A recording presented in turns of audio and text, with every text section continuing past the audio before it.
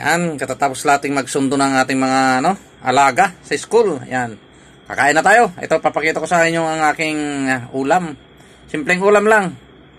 Ito yung may bagoong, alamang, saka kamatis sa sibuyas, may pipino. Ito po ang nilagang repolyo. Oh, di ba? Nilaga lang sa kalam. Tara na, kain na tayo. Samahan niyo akong kain. Yan, to. Sarap magkamay. Kakamay ako ngayon. Kasi gusto kong mag-ulam ng bagoong.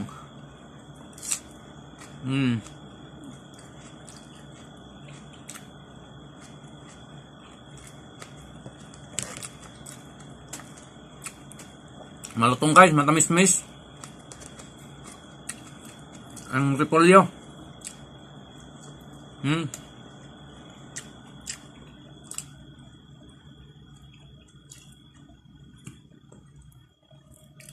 Sarap yan yung yung bagoong alamang.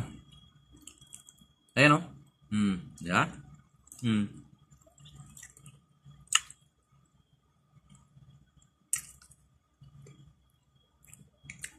Tapos may sibuyas. Agul.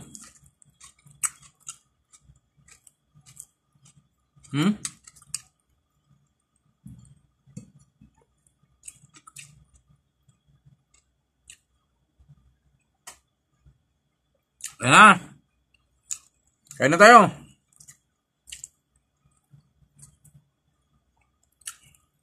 Thanks for watching. Don't skip the ads, like and share and comment. Thank you, thank you. Bye bye.